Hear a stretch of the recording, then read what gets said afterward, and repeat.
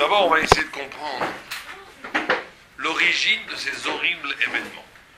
Avant d'expliquer un Torah, bon, si on va l'expliquer, mais il faut bien comprendre que les gens, ils essaient de dire c'est des fous, c'est des maboules, qui sont des losers, des paumés dans les banlieues, qui vont faire tuer des gens, c'est pas une...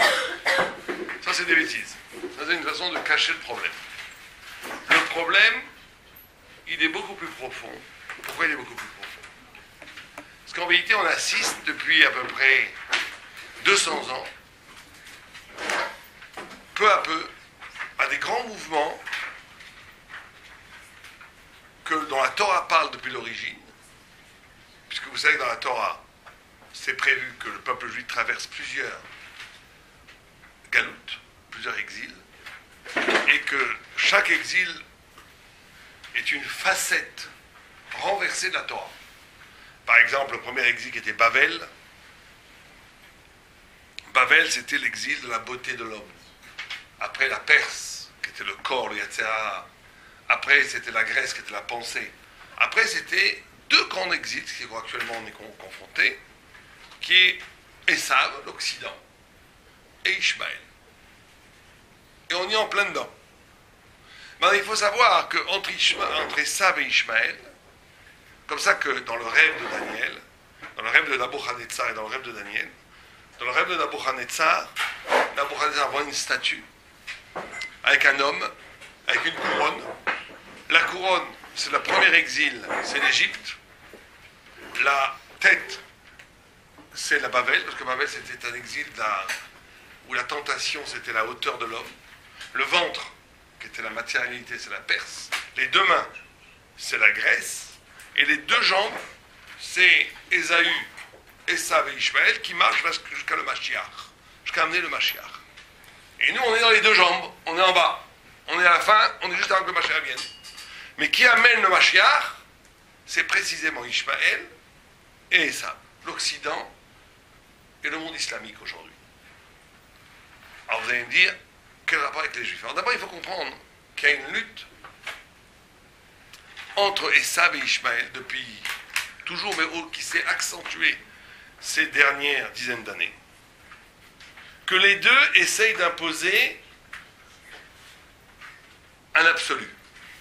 Esav, Ésaü, depuis des siècles, mais de façon beaucoup plus accélérée et beaucoup plus forte ces dernières années, essaie de détruire toutes les valeurs. Ça veut dire que pourquoi est-ce qu'on fait le mariage pour tous en France? Vous avez entendu parler de ça, mariage pour tous? Vous avez entendu ça? Bientôt, on va faire des mariages entre hommes et chiens. Je vous garantis, ça va prendre 5 ans. Bientôt, quelqu'un va dire pourquoi pas. Il va venir la vache à la mairie, une vache. Et je veux me marier avec ma vache. On va dire pourquoi pas. Eh ben, pourquoi pas? Comme ils ont dit aujourd'hui, pourquoi pas? Si ça vous fait plaisir. Aujourd'hui, l'Occident, du moment que vous ne faites pas de mal aux autres, vous pouvez faire n'importe quoi. Vous allez vous marier avec une vache. Ça va être une question d'année, ça sera comme ça. Il y aura des débats à l'Assemblée nationale, à la fin, ils vont dire il a le droit, le pauvre gars, d'être amoureux de sa vache. Donc il est amoureux de sa vache, il va se marier avec elle. C'est pareil. Donc, à la limite, c'est moins pire de se marier avec une vache qu'avec un homme. Mais c'est comme ça que ça se passe en Occident. C'est moins pire? C'est moins pire, ouais. Pourquoi c'est moins pire? Parce que les deux sont ravita, mais l'un est moins grave que l'autre. Parce que c'est plus arayot, d'après la Torah. L'homosexualité, c'est une des pires choses au monde, d'après la Torah. Bon, il y a toute une raison pourquoi. Mais en tous les cas, ce qui est important, c'est que pourquoi ils font ça? C'est pas juste parce qu'ils sont maboules. Il y a une logique derrière. Il y a une logique. C'est quoi la logique d'après vous? C'est quoi la logique? On fait ce qu'on veut. Oh, ça veut dire quoi on fait ce qu'on veut? Il n'y a pas de Dieu. Il n'y a pas de Dieu, il n'y a pas de quoi, il n'y a pas de Règle. valeur, il n'y a pas de hauteur. Il y a la vie qui est là, il y a la matière. On s'amuse avec Dieu. On s'amuse avec ça. Donc si moi ça m'amuse de me marier avec une vache, pourquoi pas? Vous voulez vous marier à l'église ou à la synagogue, très bien, chacun fait ce qu'il veut dans la vie. Du moment que tout le monde on n'embête personne. Que chacun vive sa vie. C'est ce qu'ils appellent la liberté d'expression. Le droit à la liberté d'expression. Le droit à la liberté d'expression, c'est-à-dire chacun peut penser ce qu'il veut, chacun peut dire ce qu'il veut. La seule limite encore qui tient, et celle-là elle doit tenir, sinon la société elle s'effondre, elle tiendra jusqu'au bout, c'est du moment que tu ne fais pas de mal aux autres. Du moment que tu ne tues pas les enfants à coups de hache, du moment que tu ne tues pas les grands-mères à coups de hache, encore les grands-mères, ils sont en train de les tuer. Dans les hôpitaux en Europe, dès que quelqu'un il est trop vieux, ils ne le soignent pas. Il faut savoir ça. vos parents, vos grands-parents, si vous n'avez pas quelqu'un qui regarde, il les tue, l'un après l'autre. Ça c'est connu, je connais de près l'affaire. Dès que quelqu'un statistiquement a moins de 50 chances de vivre, ils disent bon, ça coûte trop d'argent de les garder, ils les tuent. Mais ça, ils ne le disent pas en public, mais c'est comme ça. Pourquoi? Parce qu'il n'y a pas de valeur. À quoi ça sert de vivre encore 5 ans? Ça ne sert à rien. Économiquement, ça ne rentre pas dans l'histoire. Mais il va leur rester, qu'est-ce qui va leur rester en Occident? La morale minimale pour que la société n'implose pas. Donc, interdiction de tuer les enfants, de voler, des choses de base pour qu'une société puisse marcher. Mais tout le reste, on va le passer sous le filtre du néant. Le néant. Il n'y a plus rien. Il n'y a plus de valeur. Et toutes les valeurs, c'est des fables. Tu peux croire ce que tu veux, tu as le droit de croire ce que tu veux, mais c'est des fables. C'est l'univers privé, c'est l'univers chacun. Donc l'Occident déploie un absolu, comme le Maral de Prague, qui est très fort, parce qu'il écrivait ça il y a 400 ans. Il y a 400 ans, c'était moins évident. L'Occident déploie un absolu de ce qu'ils appellent le Malchut Haeder, le royaume du rien, le royaume du néant. On développe une philosophie, une pensée qui détruit toute valeur, qui ridiculise toute valeur. Aujourd'hui, dans les journaux occidentaux, on se moque de ceux qui croient en Dieu. Pas juste quand on dit que on ne croit pas en Dieu. Croire en Dieu, ça fait vieux, ça fait bêta, ça fait vieux jeu, ça fait réactionnaire, tout ça, tout ça. Donc, tout celui qui propose une valeur positive, il est ridiculisé. Pourquoi? Parce qu'on veut créer une idéologie où, au fin fond des choses, il n'y a rien que du néant. Qu'est-ce qui reste? Que le désir. Tu as envie de faire ça, pourquoi pas? L'autre a envie de faire ça, pourquoi pas? Chacun s'éclate. Éclatez-vous du moment que vous ne faites pas du mal aux autres. Voilà le grand message universel de l'Occident aujourd'hui. Alors, ça peut être à des niveaux plus sophistiqués. Éclatez-vous en faisant de l'art. Ça peut être très beau des fois. De la musique, du théâtre, tout. Mais il n'y a pas de fond. On est là pour s'amuser. Donc, mais il présente ça comme un absolu en extension qui veut détruire toutes les valeurs. En face, vous avez des gens qui s'appellent des islamiques, qui eux, au contraire, veulent garder l'absolu du haut, veulent garder Dieu. Ils veulent garder Allah Akbar. Ils veulent garder un absolu. Et donc on va avoir, comme normalement tout allait bien quand chacun habitait dans son pays, quand les gens étaient dans le désert du Sahara et les autres en Paris, tout allait bien, chacun vit ce qu'il veut, eux ils vivent une vie comme ça, mais maintenant que Hachem a fait un Irvouv des Okhlosia, il y a un mélange maintenant dans le même endroit, vous avez deux logiques absolument opposées, puisque les uns ils font des caricatures du prophète en l'insultant, pour eux c'est de la liberté d'expression, puisque chacun fait ce qu'il veut. Pour les autres, c'est un blasphème épouvantable. Et donc ça crée une violence terrible, dont la responsabilité est double. La responsabilité, elle est indue à cette liberté qui ne veut rien reconnaître de la dimension verticale de la valeur, d'une valeur prise par les musulmans, par certains musulmans, partout par les intégristes, on va les appeler plutôt, par les intégristes, par certains intégristes, de façon primitive.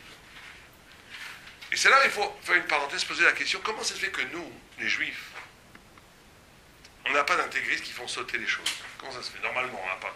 Je parle de religieux, je ne parle pas de politique. Politique, il y a eu des gens qui politiquement ont tué des gens, font des actes de terrorisme. C'est rare, mais ça existe. Mais en tant que religion, il n'y a pas. Comment ça se fait? Qu'est-ce qu'il y a dans le judaïsme qui protège du radicalisme fanatique qu'on trouve dans les autres religions, d'après vous? Vous qui tuez la Torah depuis 30 ans, sans arrêter, vous devez savoir. La Emouna aussi, ils ont une Emouna. Qu'est-ce qui protège la Torah de ces déviances? Mais aussi dans les valeurs, les Arabes. Pourquoi ils attaquent le journal? C'est pour des valeurs. Ils disent, vous avez insulté notre prophète, on va venger. On a des règles. Ben aussi, ils ont des règles. Ouais, mais on a pas des règles de ne pas tuer. Si, dans l'islam, il ne faut pas tuer, c'est interdit de tuer. Ils ont tué parce que pour eux, nous aussi, chez nous, quelqu'un qui fait le Shabbat, on le tue. Celui qui fait l'idolâtrie, on le tue. Mais nous, c'est que dans notre peuple. Alors, c'est quoi la différence? Vous dites pas la différence. C'est quoi la différence essentielle? Eux, ils veulent que ce soit dans tout le monde et nous, c'est que dans notre peuple. Pourquoi? Vous avez raison, mais pourquoi? Parce que nous, c'est là où ça change. C'est que, en vérité, il y a quelque chose de commun entre Ésaü et Ishmaël, c'est qu'ils sont Béolam Hazé. Ils sont dans ce monde-ci. L'un, il veut faire l'absolu en négatif. L'autre, il veut faire l'absolu religieux en positif. Confrontation, guerre, explosion. Nous, les Juifs, on a l'absolu. Mais qu'est-ce qu'on dit? L'absolu, il est où? Il est en haut, il est après, quand le Mashiach va venir. Il y a ce qu'on appelle l'éloge du ghetto, l'éloge du shtetl, l'éloge du retrait, l'humour. Le fait qu'on dit, de toute façon, c'est Dieu qui fait le jeu. Nous, on doit faire ce qu'on doit faire. Mais on ne va pas essayer maintenant de casser les reins aux gens pour qu'ils soient comme nous. On ne va pas essayer maintenant d'imposer aux autres nos idées. Pourquoi? Si c'est la vérité, fais-le. Pourquoi, si c'est la vérité, tu ne vas pas avec des sabres dehors, tous ceux qui croient pas à la Torah, tu lui coupes la tête? Pourquoi pas? Pourquoi on ne fait pas ça? Vous n'avez jamais pensé à ça? Pourquoi on ne fait pas ça? C'est pas des fous. Mais si c'est la vérité, pourquoi on ne le ferait pas? On veut que les gens ils comprennent d'eux-mêmes. On veut qu'ils comprennent d'eux-mêmes. Ça veut dire quoi? Ça veut dire qu'on dit la chose suivante. Que il y a la vérité et il y a la réalité. Ça, il faut bien comprendre ça, c'est des bases. La vérité, c'est la Torah. La réalité, c'est le monde qui a été créé par Dieu. Tant qu'il y a une différence entre la réalité et la vérité, on est en galoute.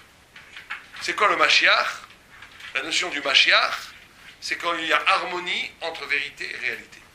Quand la Torah, elle s'incarne dans l'histoire, dans la réalité, dans le réel, ça devient un moment messianique. Quand vous voyez que le monde, il va d'après la Torah, c'est un moment messianique. Quand on voit que le monde, il ne va pas d'après la Torah, c'est un moment d'exil. C'est ça la galoute. C'est quand les règles politiques, économiques, psychologiques, la règle de la vie, elles ne vont pas d'après la Torah, c'est la galoute. Quand la vie, elle va d'après la Torah, c'est un moment, c'est un dévoilement messianique. Mais le messianisme, qui c'est qui l'amène? C'est Dieu. C'est que le juif, il a cette idée que l'absolu, il se réalise, mais il n'est pas encore ici, puisqu'on a cette notion de l'au-delà du monde, qui est Dieu, qui est la Torah et qui est le Messie. Donc le Messie, il viendra, c'est lui qui fera le tikkun. Mais si toi tu veux faire le tikkun, nous on doit faire le tikkun ici spirituellement. Matériellement, celui qui va transformer le monde en Torah, c'est Dieu, pas nous. On n'a pas le droit de dire, je vais maintenant aller dans un endroit, tout ce qui n'est pas d'accord avec la Torah, je le coupe. Non, on n'a pas le droit. Une fois, il y avait un Gemara, un très grand rave pourtant, Rabbi Eliezer ben Rabbi Shimon, le fils de Rabbi Shimon Bar Yochai, que quand il voyait un très méchant, il le dénonçait aux Romains pour qu'il soit tué. Et Rabbi Yehuda Anassi, je crois que c'est Rabbi Yehuda Anassi, je suis plus sûr, je crois que c'est lui, il lui a envoyé, il lui a dit, vinaigre fils de vin. Il voulait l'insulter, vinaigre, Chometz ben Yain, vinaigre fils de vin. Ton père, c'est Rabbi Shimon Bar Yochai qui a écrit le Zohar. C'est un saint. Toi, comment tu te permets de dénoncer des juifs au goïm? Il dit, il lui a répondu, je nettoie le jardin de Dieu. Ces gens-là sont des rachaïm, il faut les éliminer. Rabbi Yehuda Anassi lui a répondu, laisse le jardinier, qui est Dieu, nettoyer son propre jardin. C'est pas à toi de t'en occuper. Toi, tu n'as pas le droit d'essayer par des procédés, même de violents, même s'il avait raison, parce que ceux qu'il a éliminés, c'est les affreux joujou. Après, il a eu un doute. Il y a toute une histoire magnifique.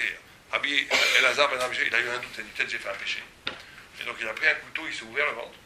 Il a pris une partie de sa chair, il l'a mis au soleil pour voir si ça allait pourrir ou pas.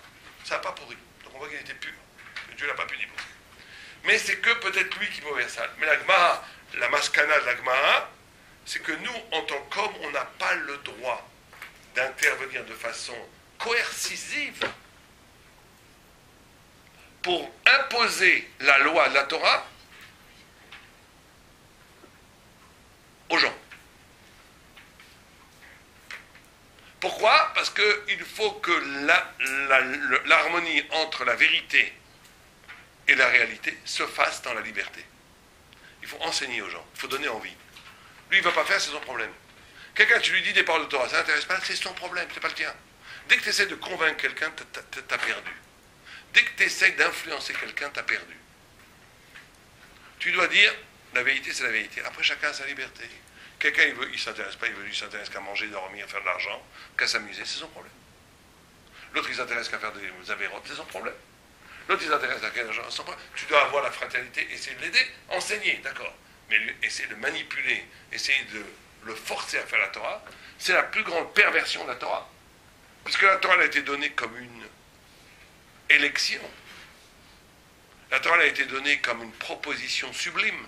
Tu veux l'avoir. Voilà. C'est comme essayer d'imposer aux gens de devenir musiciens ou peintres. Ça n'existe pas. Tu leur proposes la beauté de la musique. Ils veulent jouer de la musique. Ils la jouent, ils veulent pas. C'est leur problème, pas le tien. Dès que toi tu commences à vouloir imposer, tu rentres dans une truc qui détruit la Torah elle-même. Parce que la Torah, c'est l'essence du désir spirituel. Donc il faut éveiller le désir spirituel. Dès que tu imposes une vérité, tu détruis le désir spirituel. Et si tu détruis le désir spirituel, tu détruis la Torah. Mais ça, le peuple juif est capable de le faire parce qu'il a deux notions très importantes. Une première notion, ce qu'on vient d'expliquer. Le fait qu'il sait que l'absolu se joue au-delà des mécanismes de l'histoire et du réel. Ça, c'est un. Deux, Maïmonide, il dit une chose extraordinaire. Est-ce que vous voulez dire quelque chose? Pourquoi alors les Israël, ils avaient la montagne sur leur tête? Oh, ça c'est une bonne question, mais ça c'est parce que c'était au niveau de tout le peuple d'Israël. C'est pour te montrer symboliquement qu'on ne peut pas choisir la Torah, que tu es choisi par la Torah. Parce que si tu... Imagine que tu as un petit bébé, un petit enfant qui vient te demander à manger, qui meurt de faim.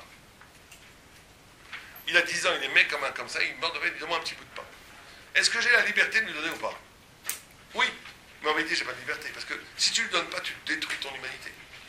C'est que pour te montrer que la Torah, c'est tellement vrai, que tu ne peux pas la choisir, parce que choisir, c'est de dire que l'intellect, il est au-delà de la vérité, du bien et du mal. On te dit non.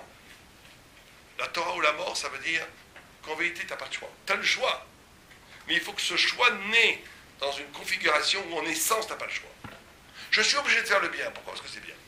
Ah, j'ai pas envie. J'ai envie d'aller m'amuser en boîte de nuit. J'ai envie d'aller à la plage où il y a les femmes et les hommes mélangés. Il fait très chaud, mais j'y vais pas. Pourquoi? Parce que j'ai pas le choix, parce que c'est des choses qui se font, parce que c'est pas bien. Mais tu as la liberté de le faire. Mais tu dois savoir que c'est pas une liberté que toi qui décides qu'est-ce qu'est le bien et le mal. La Torah sur la tête des gens, c'est pour dire, la montagne, c'est pour te dire que la Torah, de toute façon, elle est plus forte que le sechel. Elle est plus haute que la pensée. Elle est plus haute que ta décision. Tuer, c'est mal que tu le veuilles ou pas. Manger du cochon, c'est mal que tu le veuilles ou pas. Tu ne peux pas choisir est-ce que c'est bien de manger du cochon ou pas. C'est ça le pshat. Là, c'est au niveau de l'idée elle-même de la Torah. L'idée elle-même de la Torah, tu ne la choisis pas. Parce que la Torah, elle est vraie. Au-delà de ton intellectualisme. Au-delà de ton possibilité de choisir. Maintenant, une fois que tu as choisi, une fois que la Torah t'est imposée, tu as la liberté ou pas de détruire la vie ou de construire la vie. D'accord? Mais en tous les cas, on revient à l'idée. Vous avez compris ce qu'on a dit là ou pas? Vous avez compris ou vous dormez complètement? Vous êtes là?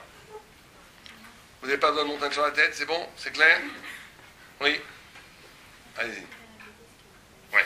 Elle a posé une bonne question. Comment ça se fait? Si en vérité l'essence de la Torah c'est d'allumer le désir spirituel, et pas comme les intégristes qui enturbulés, qui veulent t'obliger à obéir à une loi par la force.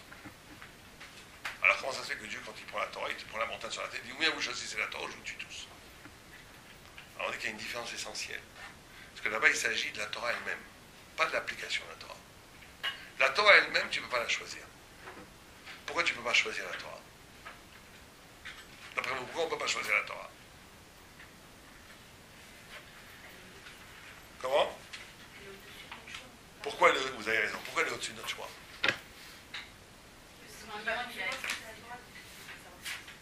Non, parce que si tu choisis la Torah, ça veut dire que la possibilité de choisir, la liberté de choisir, est plus importante que les valeurs en soi. Tu pourrais dire, peut-être, est-ce que tu as le droit de choisir, est-ce que c'est bien de tuer ou pas tuer? Tu peux dire, attendez, moi je veux choisir si je... Al-Tirtzar, l'O-Tirtzar. Peut-être que c'est bien de tuer. Tu n'as pas le droit. Tu ne peux pas choisir des principes. Les principes, ils existent en soi. C'est ça le pshat. Si on avait dit choisir la Torah, ça veut dire qu'on aurait pu dire que la Torah, c'est pas bien. Que notre intelligence peut décider que la Torah, c'est pas une option. Ça n'existe pas, ça. La Torah, c'est la vérité en soi. Ça ne se choisit pas, la vérité en soi. La vérité en soi, elle s'impose. Sinon, on est dans le relativisme, chacun pense ce qu'il veut, chacun fait ce qu'il veut. On est dans les sables. Le fait qu'il y a une Torah qui est imposée, la vérité, elle s'impose d'elle-même, au-delà du choix. Maintenant, est-ce que ça veut dire qu'on va maintenant te frapper quand tu ne fais pas? Non. Maintenant, tu as la liberté de conscience. Tu fais ce que tu veux. Mais sache que si tu ne fais pas la Torah, tu détruis le monde et tu te détruis toi-même. Parce que tu détruis les principes.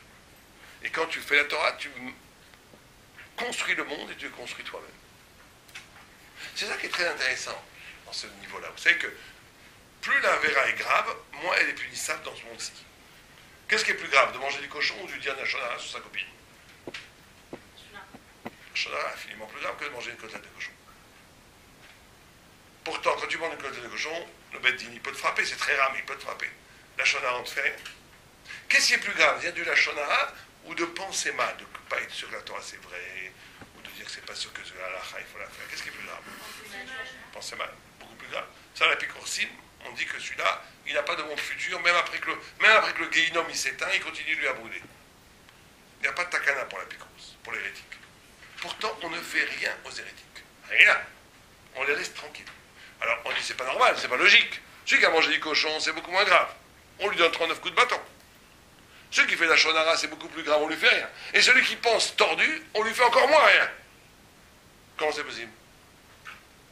Pourquoi? Pourquoi, d'après vous, pourquoi? Parce que... Ah, pourquoi on force quand il mange du cochon? Pas utilisateur, on parle de quelqu'un qui pense mal. Parce que plus c'est grave, plus c'est lié à ta neshama. Et le Beddin, les autres ne peuvent pas te toucher. C'est entre toi et Dieu. Quand tu frappes un enfant, tu voles, et même que tu manges du cochon, on va dire, c'est quelque chose de public, c'est quelque chose... L'acte, c'est matériel. L'acte, la vera qui est fait avec le corps, c'est quelque chose qui est dans l'ordre de la société, que le Beddin peut intervenir. Mais comment tu parles, comment je pense, c'est entre moi et Dieu. Ça regarde personne. Mais c'est parce que c'est entre moi et Dieu, et que le Beddin ne peut pas intervenir, que tu as absolument une liberté, mais que cette liberté, elle est terrible. Parce que maintenant, on te dit, tu es responsable éternellement pour ce que tu penses. Tu es responsable éternellement pour ce que tu fais. Un acte, c'est extérieur à toi. Le Beddin peut intervenir. Ta parole et ta pensée, c'est essentiel à toi.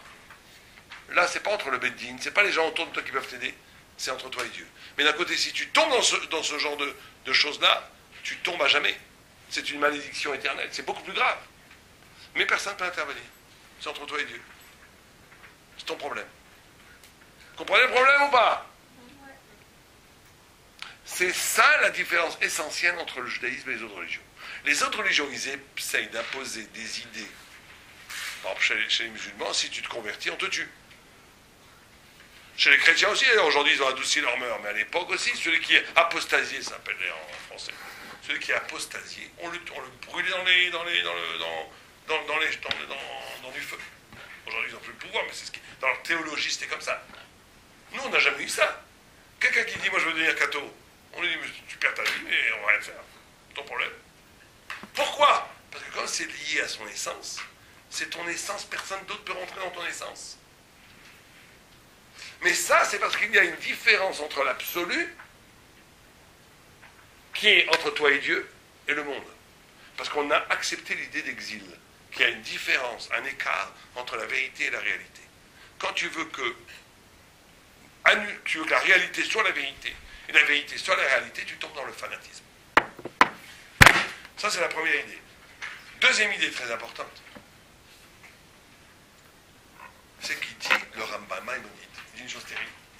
Il dit, les musulmans, Ishmaël, ils ont une émouna chez Enbodofi. Une foi qui n'a pas de tâche. Ils ont une foi totale, une foi aussi grande que la nôtre, si ce n'est plus grande. Ils ont la émouna. Mais ils n'ont pas le sechel. Ils n'ont pas le sechel. Ils n'ont pas l'esprit. C'est pour ça qu'il n'y a pas de grande œuvre. Et aucune grande œuvre intellectuelle islamique. Aucune. Il y a des traductions du grec et tout, mais il n'y a rien. Chez l'Occident, c'est exactement le contraire. Ils ont une intelligence, dit Maïmonide, qui est proche de celle du Talmud. D'immenses fresques intellectuelles créées par la philosophie et la science occidentale. Il ne faut pas Mézalzel, il y a eu des choses extraordinaires au niveau intellectuel. Mais aucune émouna. Aucune émouna. C'est pour ça qu'il crée un Dieu homme, parce qu'il croit qu'en l'homme.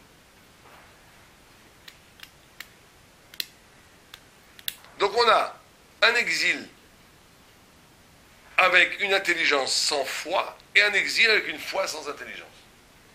Le travail du juif, c'est quoi? C'est de lier les deux. Comment l'être? C'est pour ça que quand Dieu il dit à Abraham, qu'est-ce qu'il répond à Abraham? Hein? Ineni. Ineni, c'est, dit les Mefarshim, il donne tout son être à Dieu. Oui. 2 minutes après, il discute avec Dieu, ne tue pas ça, ne tue pas, ne pas. C'est quoi Ineni? Dit Rashi, je donne tout. Tout ce que tu me demandes, je suis prêt à mourir. Tout ce qu'on a pris, il dit non, pourquoi tu vas. Il n'était pas sadique de faire ça, de tuer 50 personnes à Sodome. Attends, il y a 2 minutes, tu viens de dire Ineni. Tu viens de dire que tu étais complètement livré à Dieu. Maintenant, tu discutes avec Dieu, ça va pas la tête? Non, c'est parce que chez le juif, la émouna, elle n'annule pas l'esprit. Et l'esprit n'annule pas la émouna.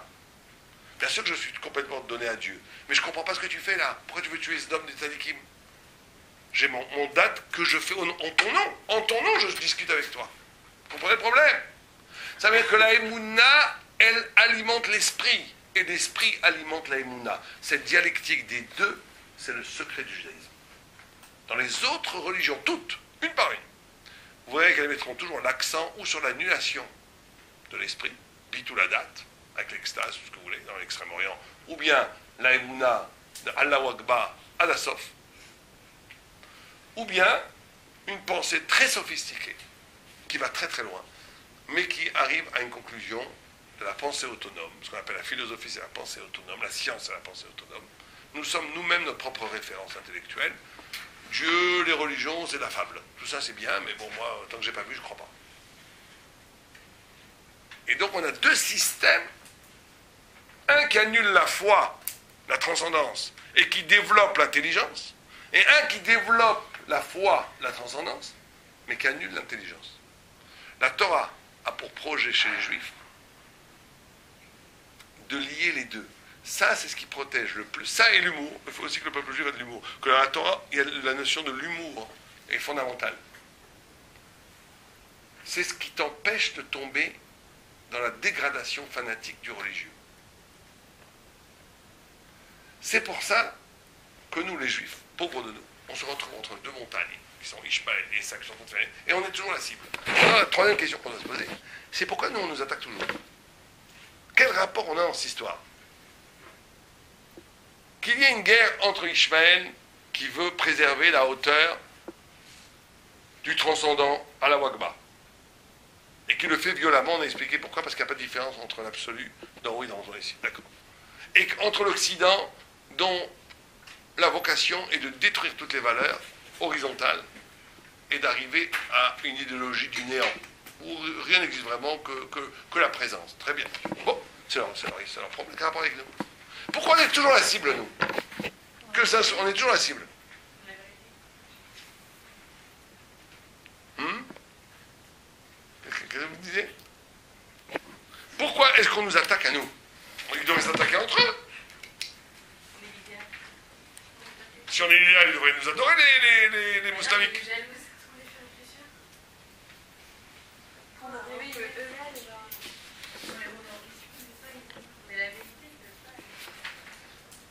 On est la vérité, ils ne veulent pas. D'accord, peut-être. Oui, c'est vrai ce que vous dites. C'est vrai que la Torah, le juif en tant que juif réel, même pas la Torah, il remet en question, il détruit ces 2 systèmes. C'est ça la racine de l'antisémitisme. Quand la Torah a été donnée, tous les princes, les dit le Midrash, ont été voir Bilam. Bilam, c'était le prophète des Goïm. Et ils ont cru que la Torah qui était donnée, c'était la fin du monde. Et Bilam leur dit, vous n'avez pas peur, c'est pas la fin du monde, c'est Dieu qui donne sa Torah à son peuple. Mais c'est sûr que s'ils ont entendu la fin du monde, ça veut dire, la Torah, le Midrash ne raconte pas des fables. c'est qu'il y a dans la Torah quelque chose de la fin du monde. Ils ont vu dans la Torah quelque chose de la fin du monde. La Torah annonce la fin du monde. Pourquoi? D'ailleurs, tous les grands antisémites, qui ont écrit des livres, Yimar Shema, que ce soit Yimar Shemo, ou bien Drummond, ou Barès, tous, tout le temps, ils présentent les Juifs comme un danger. C'est très rigolo, ça. C'est-à-dire que même s'ils tuent les 2 millions d'enfants, c'est nous le danger. Ils y croient vraiment. Yimar Shemo, Hitler, jusqu'à la fin de sa vie, il croyait que les Juifs lui couraient après pour le tuer. Alors que lui, il tuait 6 millions de personnes. C'est incroyable, mais c'est vrai. D'où ça vient, ça? Ça vient que ces systèmes d'absolu qui sont faux, qui sont biaisés à la base, dès qu'ils voient le juif, c'est le reflet de ce mensonge. Parce que quand Dieu a créé le monde, il a créé avec la lettre He. La lettre He, c'est Dalet et Yud. Dalet, c'est les 4 points cardinaux, qui sont les 4 exils. Yud, c'est la lettre de Dieu. Le peuple juif, c'est le reflet de Dieu sur terre. Et les 4 points cardinaux, c'est les 4 empires qui essaient de créer des systèmes absolus qui veulent régner l'origine divine du monde. Le peuple juif rappelle au monde que le monde a un début et une fin. Que tout ce qu'ils ont investi comme absolu, c'est pas absolu, c'est éphémère. Qu'à la fin, il ne restera rien de ces systèmes, rien. Qu'il y avait avant le monde et qu'il y a après le monde. Et que ce avant le monde et après le monde, on peut l'écouter en écoutant la Torah. Le monde tel qu'on le voit aujourd'hui, on a l'impression que c'est un monde inébranlable. Tout ça, c'est un château de cartes. À la fin, il ne restera que la vérité, que la Torah. Et ça c'est pour ça qu'ils voient dans le juif la cible. Parce qu'en tuant le juif, ils deviennent eux-mêmes absolus. Alors, on a essayé d'expliquer un peu tout ça, mais on peut encore se poser une question. La Emouna. Et nous, comment ça se fait que Dieu ne nous protège pas contre ça alors? C'est-à-dire, eux, ils ont une bonne raison de nous tuer. D'accord. Mais pourquoi il n'y a pas des miracles? Regardez, chaque fois qu'il y a ici, dans le massacre qu'il y a eu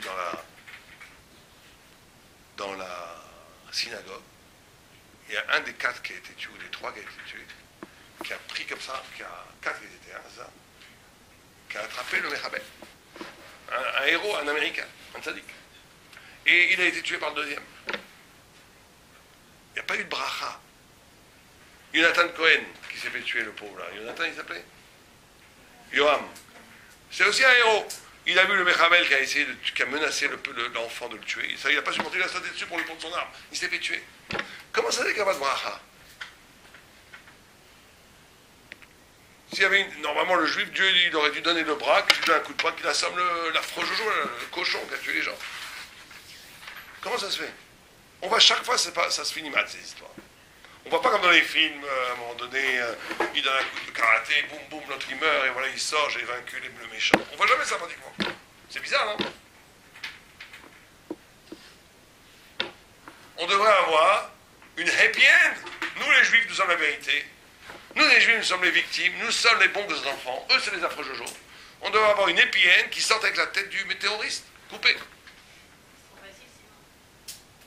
C'est pas bien que ça soit trop facile. Pour que ça soit difficile, on va tuer les enfants.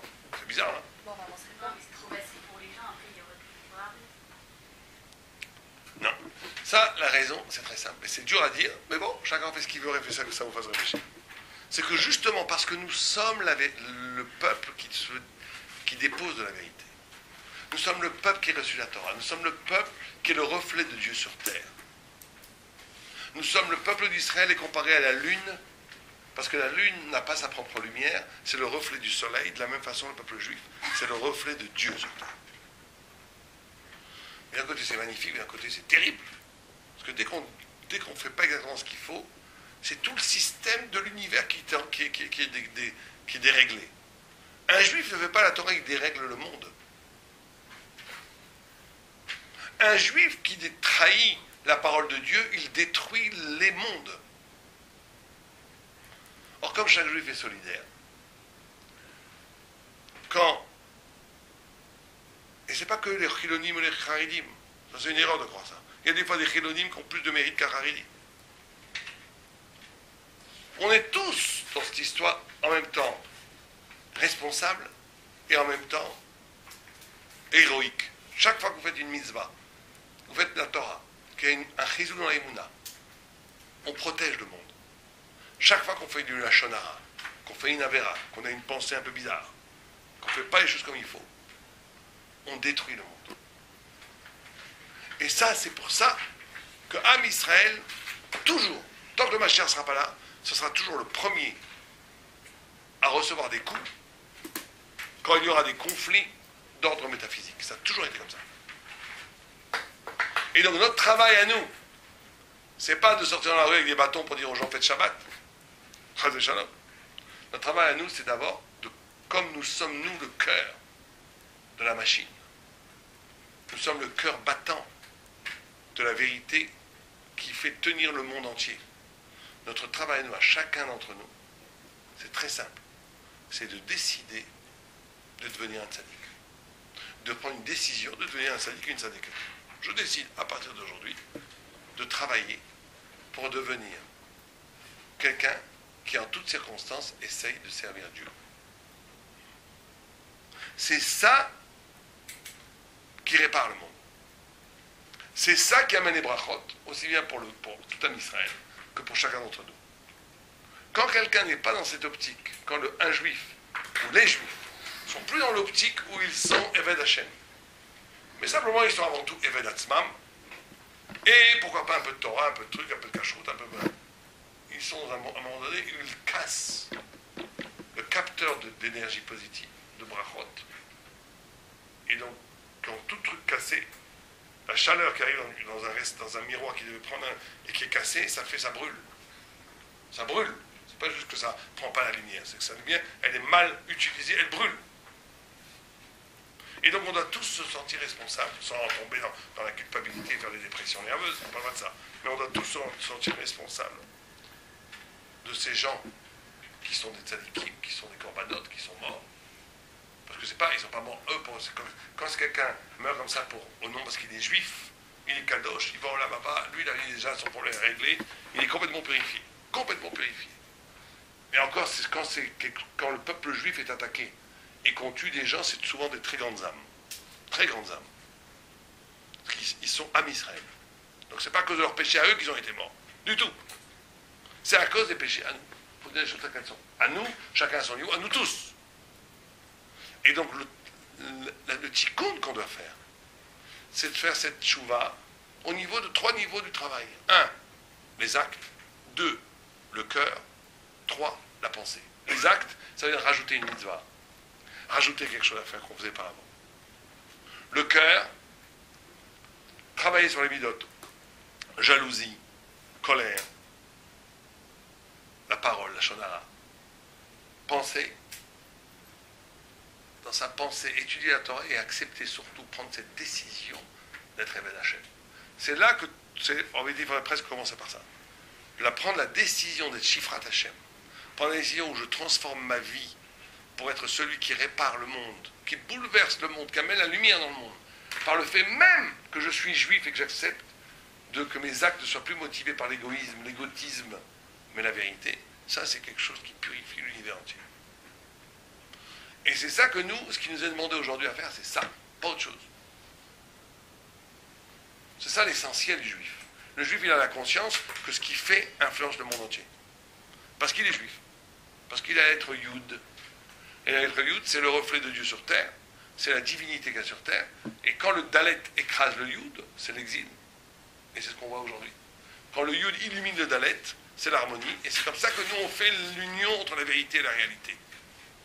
Pas en mettant au même niveau la vérité et la réalité par des actes coercitifs extérieurs physiques, mais en illuminant à l'intérieur de nous-mêmes la vérité, par là même, cette vérité, elle déborde sur la réalité.